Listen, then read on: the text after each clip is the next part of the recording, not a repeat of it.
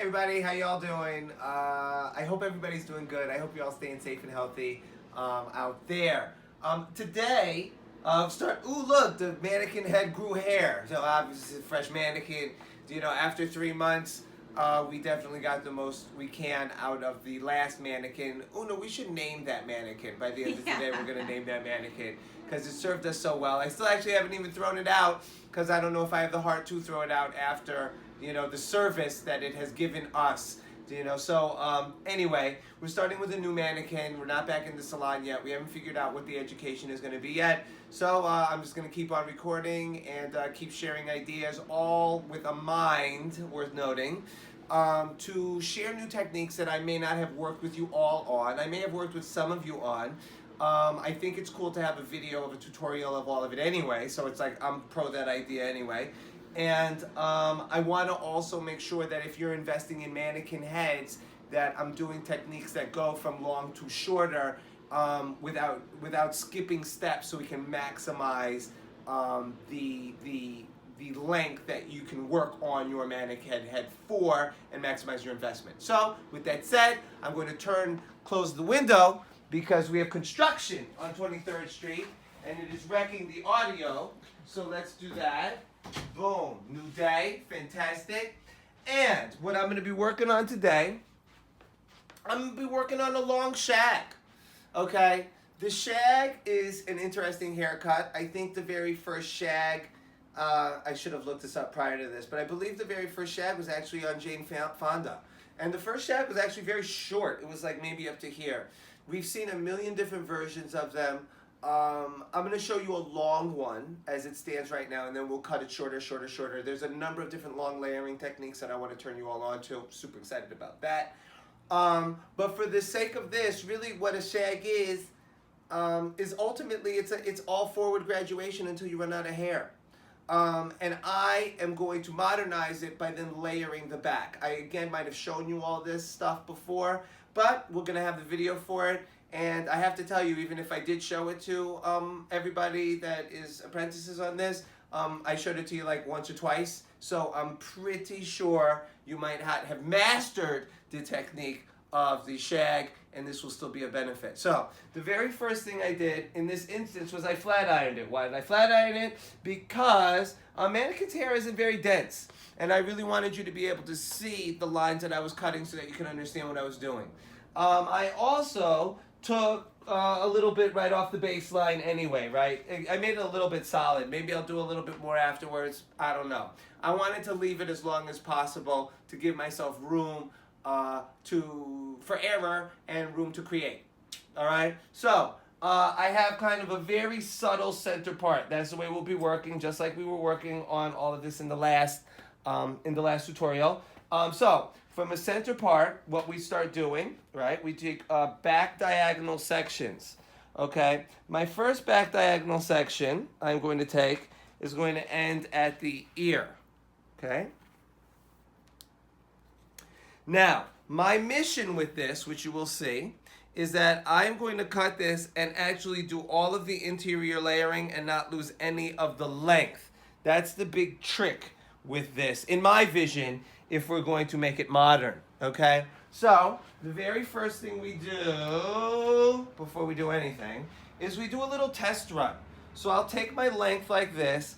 I'm going to be cutting the shag with the shortest forward graduation at the lips, all right? Moving all the way to the length, okay? So the first thing I need to do is I need to hold this and understand where my length is so that I understand the type of angle I need to come at the face with. Do you see how extreme my finger angle needs to be? Another thing that I'm going to want to do is I'm going to be working all up here. I'm going to be bringing this up to here. See, the more over direction, see how the length just dropped out? That's really important. Once we understand that between elevation and finger angle, I can allow all of the length to drop out. That's very important when we're working with these techniques. If I move in this kind of a way doing my forward graduation, I'm not mad at it, but there's a significant chance, see, I hit length, and then it winds up being a back swept haircut, which is like, it's fine if that's what I'm intending to do, but that's not what I'm trying to show you in this moment. All right? So, here we go. So we'll start here. I'm going to do a rough comb to understand where I need to go to. There. Okay, so I'm understanding that. Okay? So I'll start here.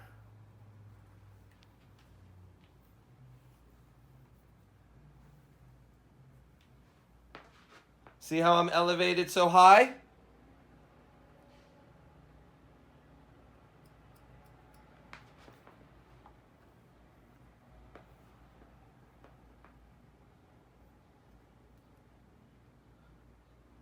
See how my scissors are pointing straight to the face?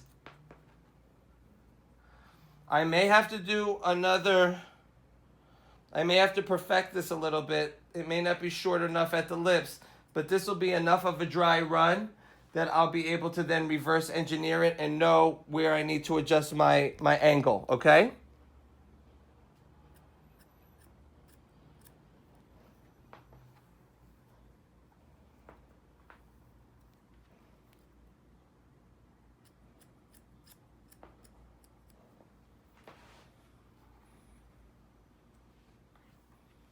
You see? Okay.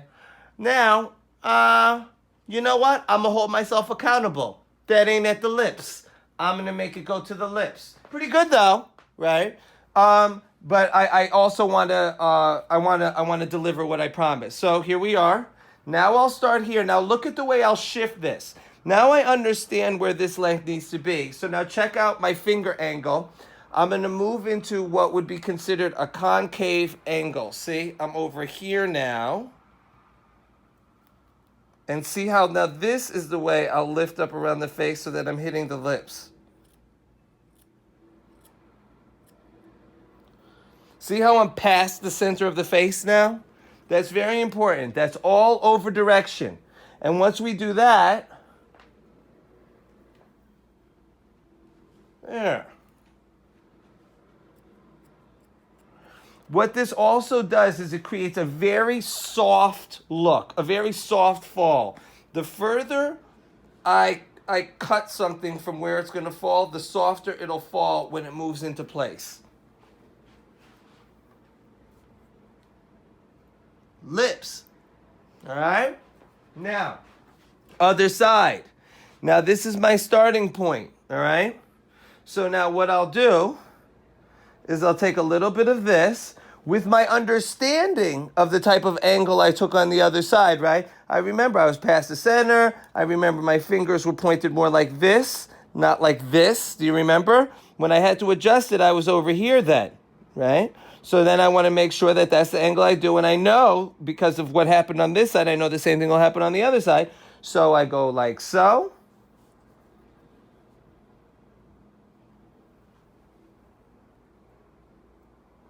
See there? And then I make my table.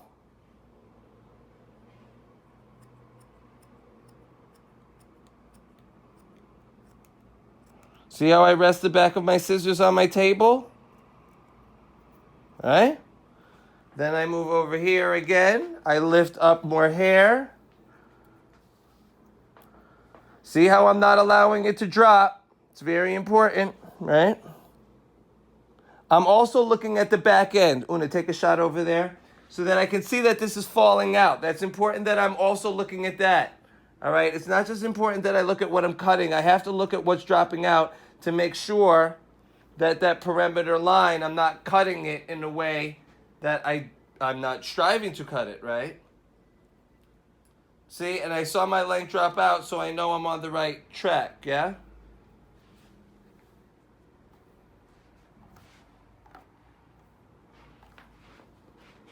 There, see? All right? And preserved all my length. Okay? Now, just for the sake of this, what I'm going to do, because I took a lot more time on this, I'm now going to do a little bit of perfecting here so that I have a little bit more strength. See, this a little, I can refine that a little bit. See those little refinements? That's as as Jordan calls it, it's a top stitching. That's what that is. I want to make sure, because remember, this is my guide. If this isn't right, the rest isn't going to be right. Right? So there. I want to make sure that that's precise. There. Now that's something I can work with, right? Now, next section.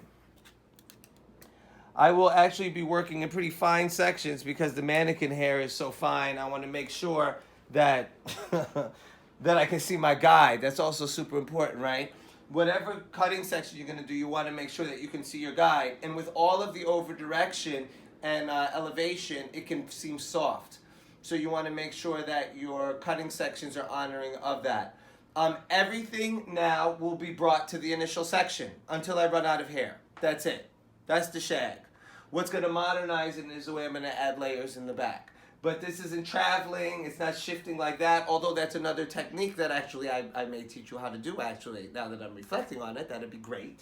But it's all going to be just go back to the initial, back to the initial, back to the initial. Nothing going to change in that, all right? So,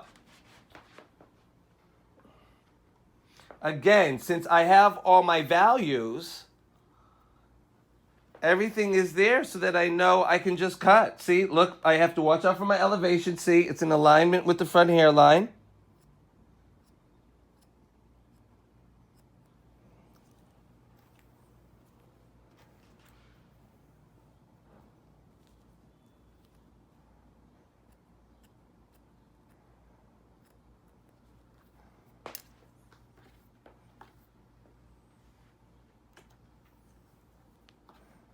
Just make sure I got everything. There.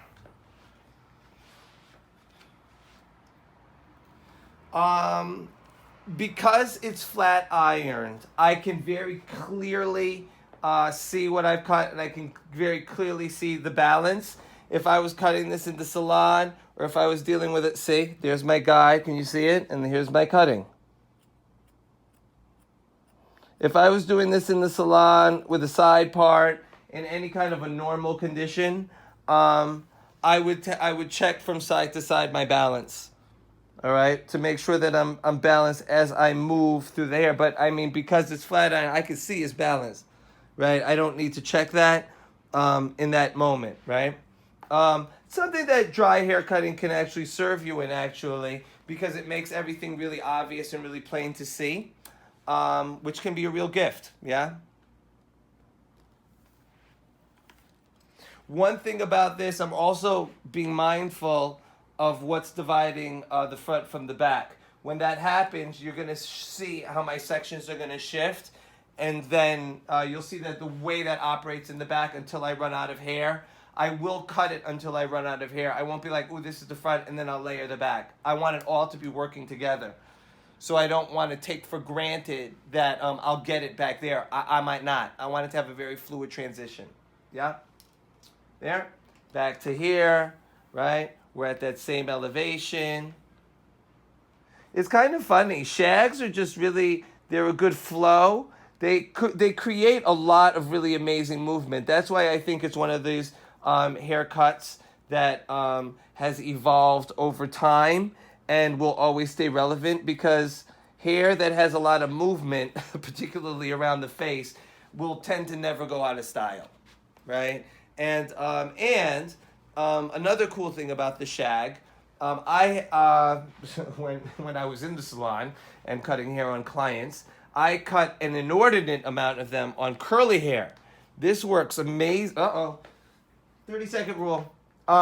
This works amazing on curly hair. The movement, the way it opens up the face, and the type of silhouette that it creates is really quite something. So it also winds up being very versatile in the way of, you can do it on straight hair, or you can actually do it on curly hair. So that's a really cool trick of it as well. See all the movement that winds up happening as I'm cutting it? It's hot.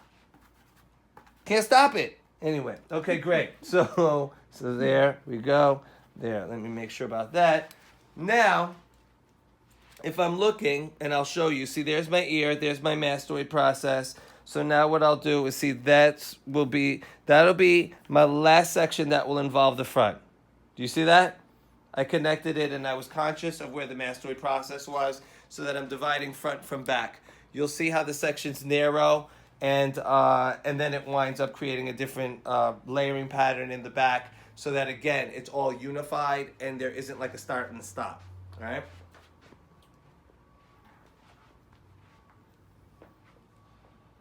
There, see how I comb it? There we go. See, and it's funny, by the time you move to the back, you start running out of hair anyway, right? So it's in many respects, it's a problem that solves itself.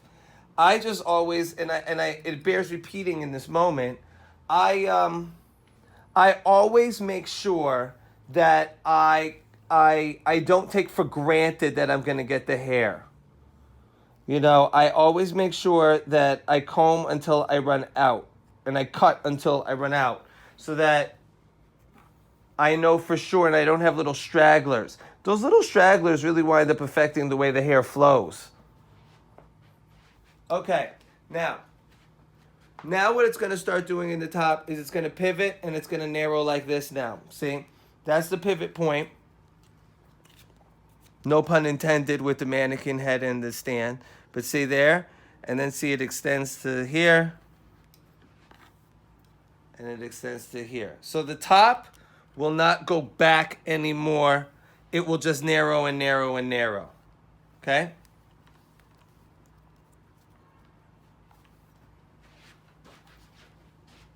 There, let's see if anything else is left that wants to come to the party in the front. And yeah, see, there's a couple.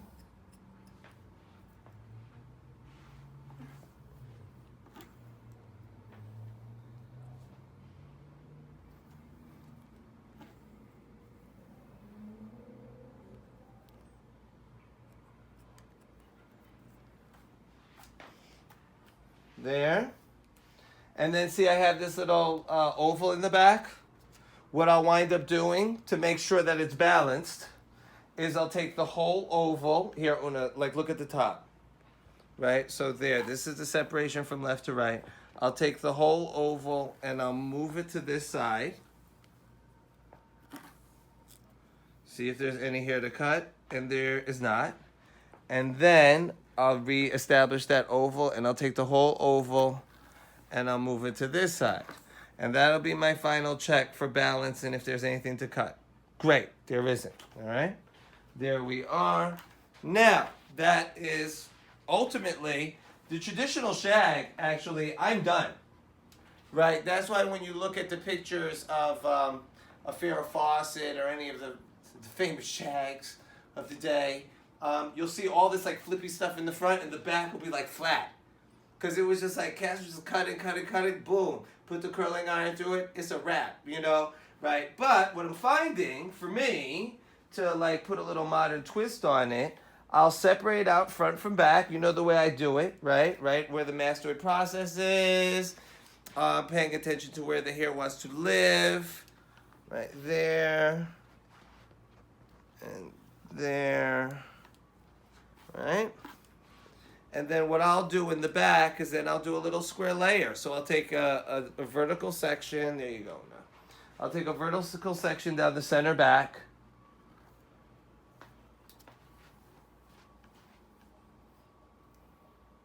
Okay.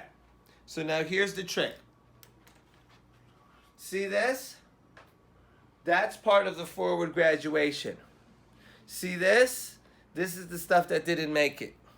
So what I'm going to do, in looking at my perimeter, I'm going to see how much movement I want in the back. That's the front bit. This is the back. I'll take everything in the in-between.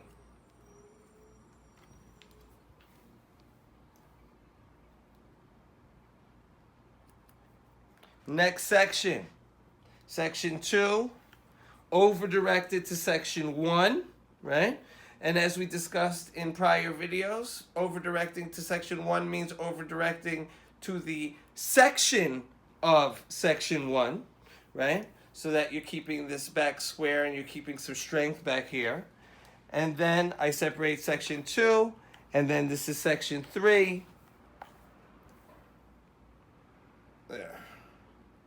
Section 3 gets over-directed to the parting of Section 2. Reestablish Section 1. Section 2 going left. Is that good? Mm-hmm. Over-directing to Section 1.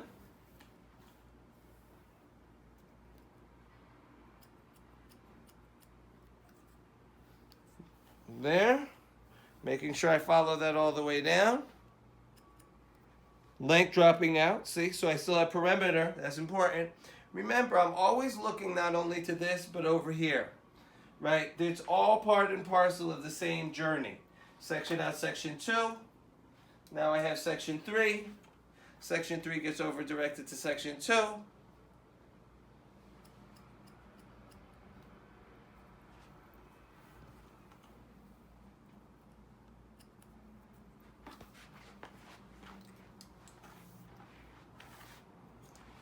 There, see how you can see the flow? That's the difference when you put a little bit of movement in the back. Now something that can happen, and this is kind of like bonus, all right? See, because this is shorter, so it seems so much thicker and it gets airier. So something that you can do is do a little bit of texturizing, right? So I'll take a long triangular section through the front. I don't want to do a lot. I don't want to texturize gigantic chunks. See, like this. See, it incorporates a little bit of what's on the left and a little bit of what's on the right.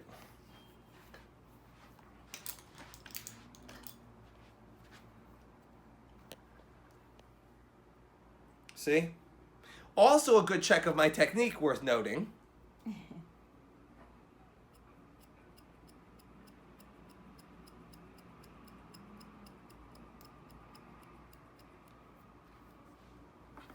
That'll soften it. Then maybe I'll take another diagonal because this may be a little bit heavy, but what I'll do, I'll over-direct it into the center.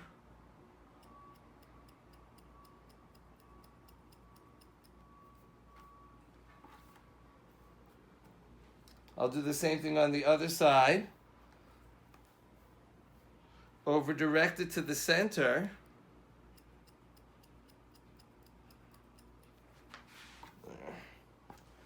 And then lastly, if I wanted to get really fancy, I can just take a little hairline right here. A lot like I initially cut it.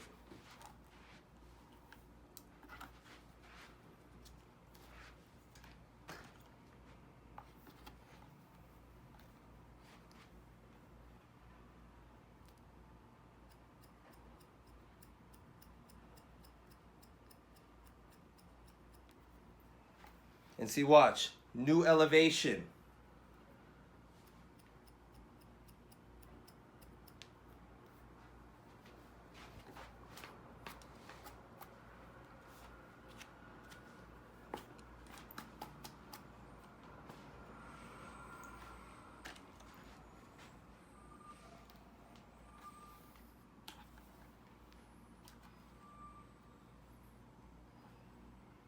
And there you have it.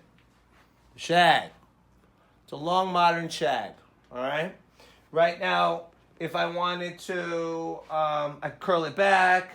That could add it. Kind of like the way it's all kind of like, look at it. It's kind of rock and roll right now. I kind of like that. You know, right? I like the movement. I like the pieciness. You know, there. Little texturizing powder could work really well on it. Dry texturizing powder, spray it in.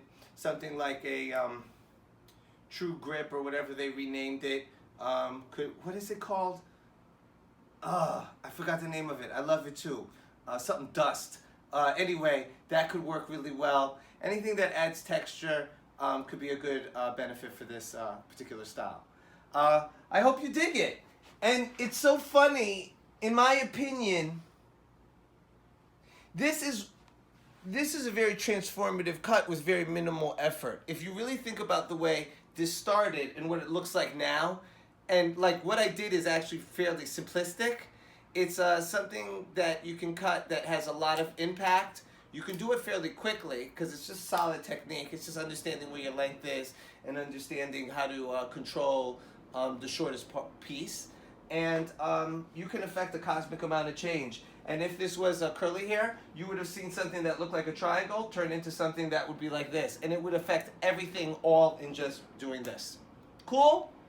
Cool. I hope you dug it. I hope this was useful. I definitely know, obviously, I mean, this style is as relevant as anything in the salon today, yesterday, and definitely moving into the future. I can't ever see something like this actually not being a thing and people being like, oh, I hate that, don't give me that ever, right? Cool. I hope this was useful. I hope you dug it. Give it a shot yourself. I can't wait to hear all of your experiences with it. Talk to you soon. Later.